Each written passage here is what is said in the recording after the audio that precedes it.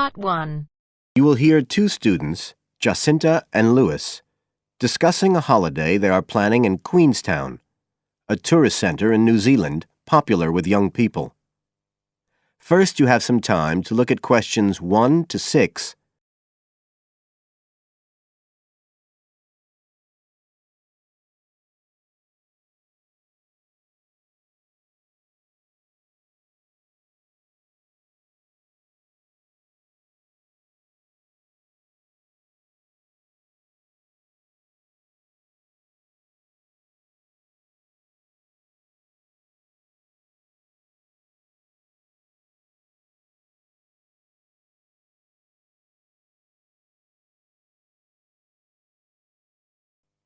Now we shall begin.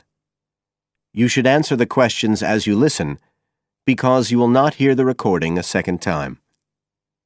Listen carefully and answer questions 1 to 6.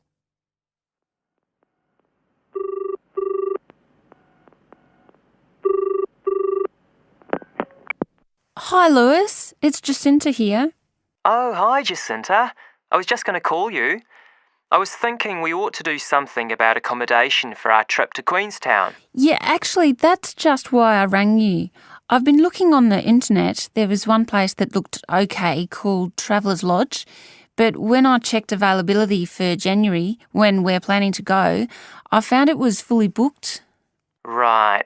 Well, we'd better do something now, I suppose. I've actually got a list up here on the computer.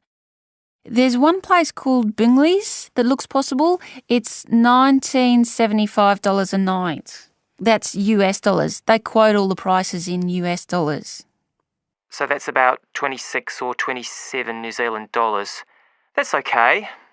That'll be in a dormitory, is it? Yeah, they say 8-bed dorms, and the hostel's right in the town centre, and they've got a cafe. They have theme nights every weekend, whatever that means. Oh, you know, like certain sorts of food and music. And people might wear special clothes like that Egyptian evening we went to last year. Oh, okay. What else? They've got a sun deck area, and then all the usual things, internet access and so on. Sounds good. Was there anywhere else? Yeah, a couple more places. There's one called Chalet Lodge, which is just 18 US dollars. That's for a bed in a 12-bed dorm. They do single and family rooms as well. It looks as if it's a bit out of town. Says it's got an alpine setting, a quiet alpine setting. What do you think? Not sure. Oh, but actually, it's not far out at all. It says 10 minutes walk from town, so... Oh, and it says it's children-friendly. I'm not so sure about that. What about the third place? That's called Globetrotters. Let's see. They do private rooms or 5-bed dorms for $18.50. It's in the centre, just by the lake, and that includes breakfast. Didn't the other two? I don't think so. They didn't mention it, so probably not. Oh, and it says something about a free skydive. Wow. Don't know if I'm all that keen on jumping out of aeroplanes. Oh, actually, what it says is you can win a chance to do a skydive. They give one away every day to one of the guests. Well, if I win it, you can do it. Anyway, do they have room? Yeah, I checked the availability. Shall I go ahead and book there then? Fine. You now have some time to look at questions 7 to 10.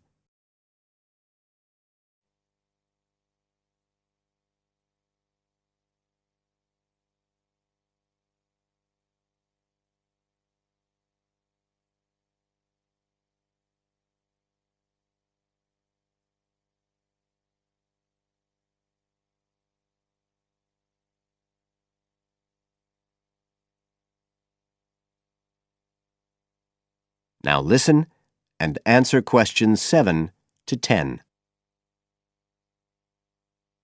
I was looking at what there is to do too. There are lots of sites offering deals for adventure sports.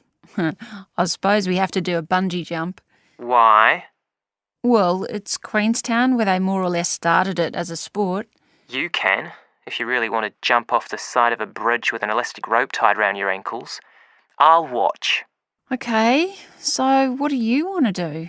As far as adventure sports go, I was talking to someone who went whitewater rafting there. He said it was really awesome. They drive you up the Shotover River and then you come down on a rubber raft through the whitewater rapids where the river's really narrow and fast and end up going through a tunnel nearly 200 metres long. I think it's quite expensive though. Oh, I'm on for that if you are. Cool. The other thing you can do is the jet boat ride. That sounded just a lot of noise though. It's basically just whizzing round on the river on a very fast boat, isn't it? My friend did that as well. He said it was a bit touristy, but worth it. I'll give it a go. You go right up the river canyon. He said the drivers were really skillful, but I don't mind going on my own. But there's lots to do as well as the whole commercial adventure bit. We ought to do some trekking. The scenery around there's amazing. I don't want to miss that. The place to start's Glenorchy, apparently, about 40 minutes drive. That's where lots of the wilderness trails begin. Okay, I'll pack my walking boots. I'd better start getting in training. I haven't done anything except sit at my desk for months. Now, is there anything else we need to decide? That is the end of part 1. You now have half a minute to check your answers.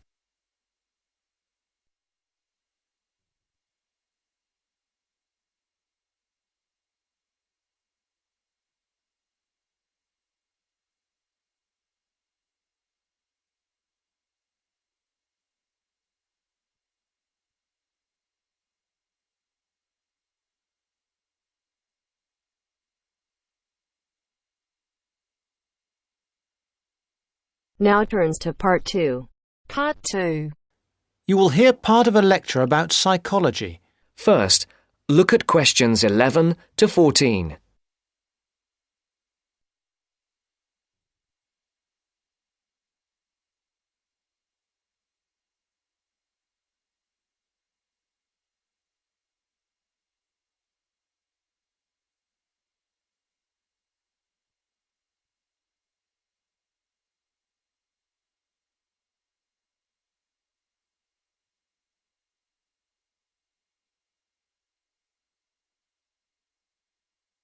Listen carefully. In this lecture, I want to introduce you to the life and work of a famous psychologist, a psychologist who had a big influence on the field of social psychology. Social psychology deals with group behaviour and the individual as a member of a group, and Solomon Asch made a most important contribution. Solomon Asch worked mostly in the USA, but he was born in 1907 in Poland, and he came to the US when he was 13. He went to an ordinary high school, and as he had an interest in human behaviour, he decided to study psychology. He was quite disappointed with his first acquaintance with psychology. It seemed to be all about rats and mice, and that didn't interest him at all. However, he persevered and eventually became a professor of psychology. Now, the experiment which made his name is called the line judgment task. Participants were asked to compare some simple lines. More precisely, they were given a card with 3 lines, then were asked to compare another single line and say whether it was longer or shorter than the lines on the card. What a participant didn't know was that in reality all the other participants were effectively actors. That is, they were instructed to give a wrong judgment, and the purpose of the experiment was to see how the single subject would react. Before the broadcast continues, look at questions 15 to 20.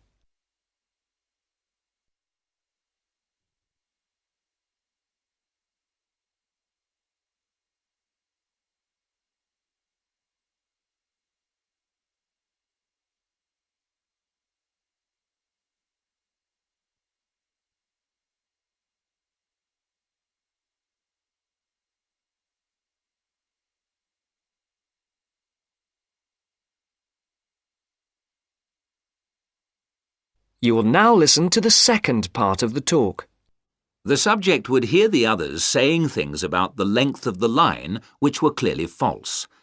Most subjects answered correctly, in spite of the incorrect judgments of the others, but a proportion, 32%, conformed to the majority view, the incorrect view. This proportion was much, much higher than anticipated. Before the experiments, they'd thought 15% or lower might do this. To give you a bit more detail, I have an illustration up here on the board. A group of 6 or 7 people were given a card with 3 lines on it. There is a short vertical line, on the right of which is a longer line, and on the right of that there is another, still longer line. However, it's clear that the longest line is the right-hand one, the second longest, the middle one, and the shortest is the one on the left. The participants were given a second card with just 1 line on it. I should add that in these experiments people became very distressed. They found it very hard to deal with a situation where people were telling them things which were against the evidence of their own eyes. One woman became extremely agitated, running about measuring and looking and checking and shouting in a kind of massive anxiety. Now, what experiments which occurred sometime later found was that other factors can influence the result. For example, when there were more so-called participants, there was even more conformity. On the other hand, when people were able to respond in secrecy, by writing the result down, for instance, they made fewer incorrect judgments about the lines. Subjects gave various explanations for why they made the decisions they did.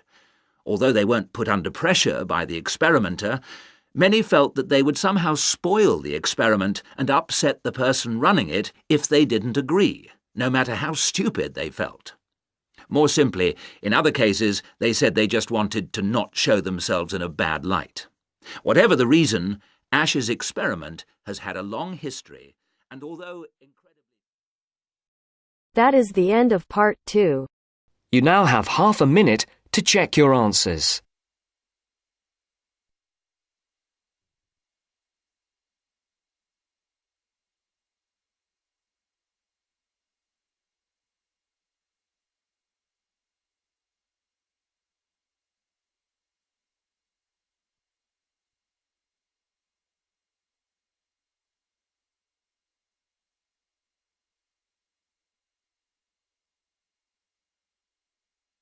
Now turns to part 3. Part 3. You will hear Peter Walsh being interviewed for a job. Listen and choose the correct answer for each question.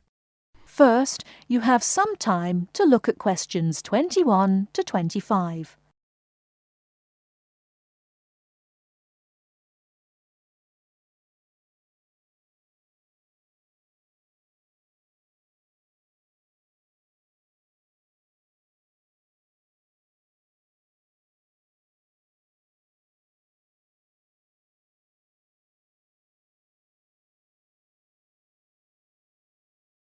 Now, listen carefully and answer questions 21 to 25.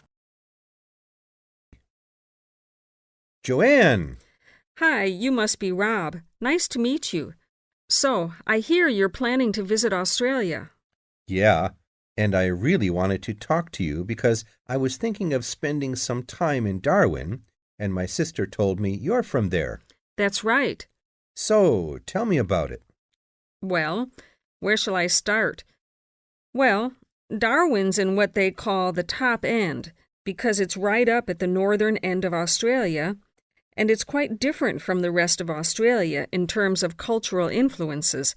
In fact, it's nearer to Jakarta in Indonesia than it is to Sydney, so you get a very strong Asian influence there.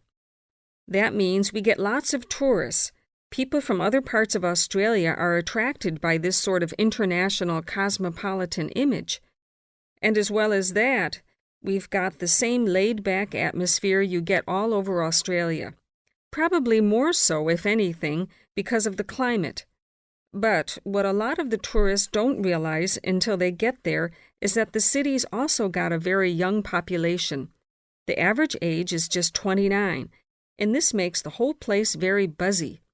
Some people think that there might not be that much going on as far as art, music, dancing, and so on are concerned because it's so remote. I mean, we don't really get things like theater and opera in the same way as cities down in the south, like Sydney, for example, because of the transport expenses. But in fact, what happens is that we just do it ourselves. Lots of people play music, classical as well as pop, and there are things like artist groups and writers groups and dance classes. Everyone does something. We don't just sit and watch other people. You said it's very international. Yeah, they say there are over 70 different nationalities in Darwin. For instance, there's been a Chinese population there for over 100 years. We've even got a Chinese temple. It was built way back in 1887, but when a very bad storm, a cyclone in fact, hit Darwin in the 1970s, it was almost completely destroyed. The only parts of the temple that survived were part of the altars and the stone lions, but after the storm, they reconstructed it using modern materials. It's still used as a religious center today, but it's open to tourists too, and it's definitely worth going to see it. Oh, and as far as getting around goes, you'll see the places that advertise bicycles for hire, but I wouldn't recommend it. A lot of the year, it's just so hot and humid. Some tourists think it'll be fine because there's not much in the way of hills and the traffic's quite light compared with some places, but believe me, you're better off with public transport. It's fine and not expensive. Or you can hire a car, but it's not really worth it. What's the swimming like? Well, there are some good beaches, but the trouble is that there's this nasty creature called the box jellyfish, and if it stings you, you're in bad trouble. So you have to be very careful most of the year, especially in the winter months. You can wear a lycra suit to cover your arms and legs, but I wouldn't like to risk it even so, personally. And there are the saltwater crocodiles, too. I mean, I don't want to put you off. There are protected swimming areas netted off where you'll be safe from jellyfish and crocs, or there are the public swimming pools. They're fine, of course. Before you hear the rest of the talk, you have some time to look at questions 26 to 30.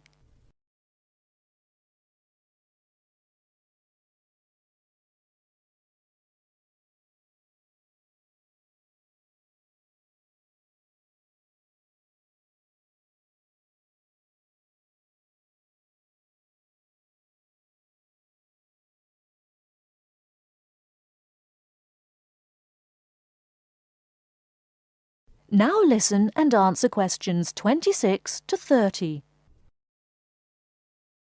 And answer the questions. Please sit down, Mr. Walsh. My name's Jane Swain, and I'm the personnel manager. Hello, how do you do? Now, this is just a short preliminary interview. I'd like to chat about your present job and what you've done up till now.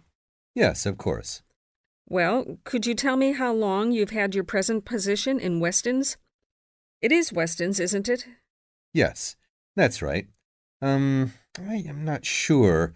Let's see. I left university in 2005. Is that right? Yes, 2005.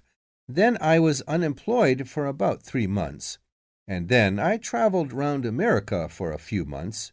So, yes, it must be about 3 years now, in fact. Yes. And have you any particular reason for wanting to change jobs?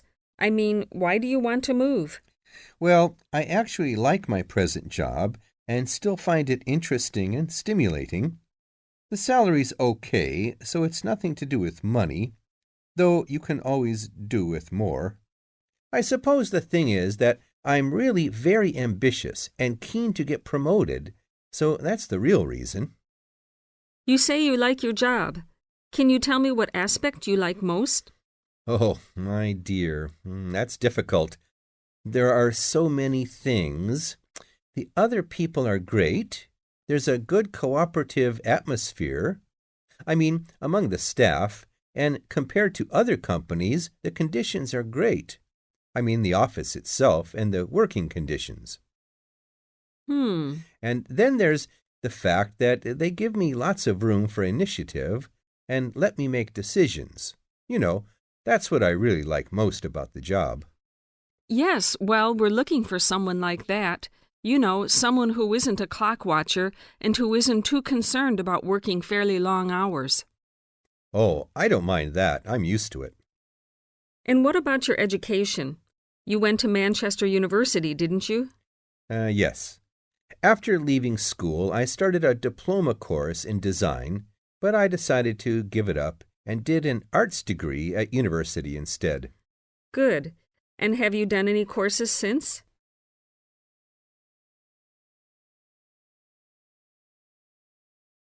That is the end of part 3.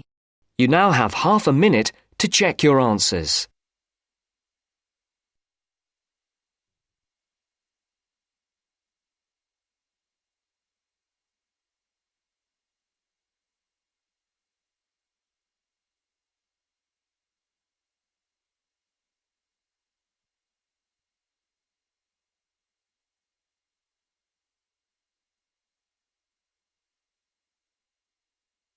Now turns to part 4. Part 4. You will hear part of a lecture about product life cycles. First, you have some time to look at questions 31 to 40.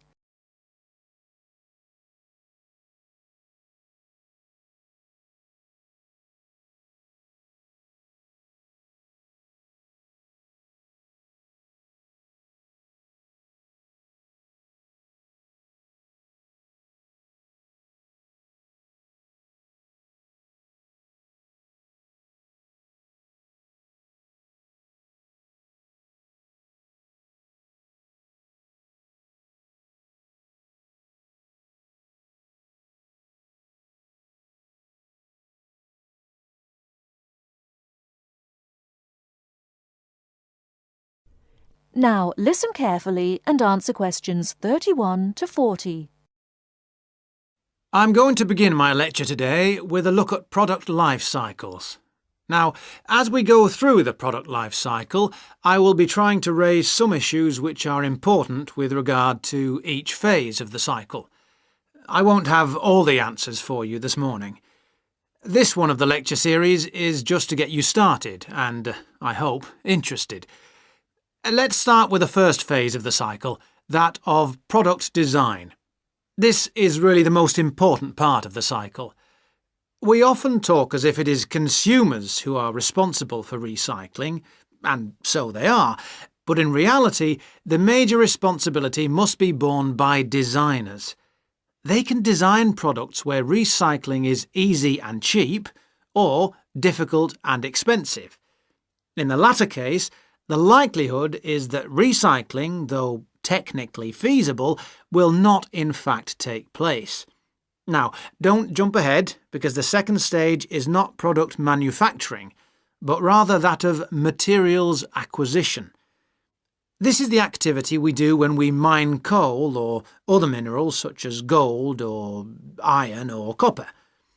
In addition to mining, there is harvesting, which includes the cutting down of trees as a first step in the making of furniture or paper, or fishing. These activities have costs which are not only money costs. Pollution is one of the extra costs. We have also to think whether the resources we use are renewable, such as trees, or not, such as coal and other minerals. The third stage is not manufacturing either. It is materials processing. This is where we take the raw materials and use energy to change them into a form that can be used in manufacturing. For example, trees must be turned into paper or oil into plastic. The cotton plants that grow in the fields must be turned into cloth. All of these activities require the use of chemical processes, and, as with all chemical processes, waste is produced, often of a dangerous kind. And now we come to the manufacturing stage. This is usually the most expensive in terms of cost and energy and waste. The wastes are often those that contribute to global climate change. For example, we make 41 billion glass containers, mostly bottles, each year, and we throw most of them away. A lot of manufacturing seems unnecessary if we could only organise things better. And this could mean greater profits for the manufacturing companies too. Stage 5 is packaging. Many products are packed in paper or plastic, which themselves, of course, have their own processes and costs. Excessive packaging is often criticised, but it must be remembered that packaging serves a purpose, often more than one purpose, such as maintaining freshness and hygiene, as well as providing information. In our globalised world, we must never forget the next stage, which is distribution. This is the stage where transportation and energy play a big part. Lorries, trucks, trains, planes and ships all use up the precious stocks of oil and, as we know, generate greenhouse gases, which, as we hear again and again, contribute to climate change. Stage 7 is the point of it all, using the product. Looking after products, using them in the recommended ways, timely repair and maintenance all reduce the need for early replacement and reduce the number of products in landfill sites. We should not encourage the purchase of single-use products, that is, products which are designed for use on one occasion only and then to be thrown away and replaced. I'm going to skip a stage for a moment and move straight on to the final stage, which is disposal, putting the product in the bin. This is the end of the life of the product and we lose it completely. It may have only a little value, but it does have a value even at this stage of its life, even in fact when it's actually in the landfill site. Now, I missed out one stage. This is a cycle within a cycle. That is, within the life cycle of the product, there can be a closed-loop cycle which can extract more value from the product. This is the reuse and recycle loop. It is a closed loop because, in theory, it can continue forever, though in practice, of course, this is not possible. Recycling products mean that they can be used to make more of the same product. CDs, bottles, books, or that they can be used to make different ones. For example, 1 pound of recycled paper can make 6 cereal boxes. And if we recycled all our newspapers, we could save 40,000 trees a day. Now, with this approach to the life cycle of a product in mind, we can go on to consider life cycle analysis. That is the end of part 4.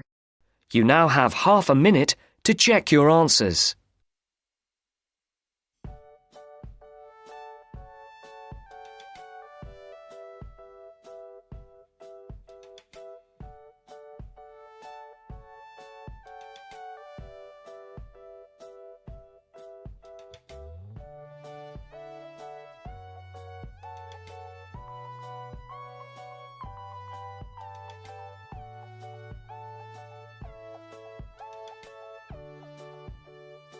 That is the end of the test.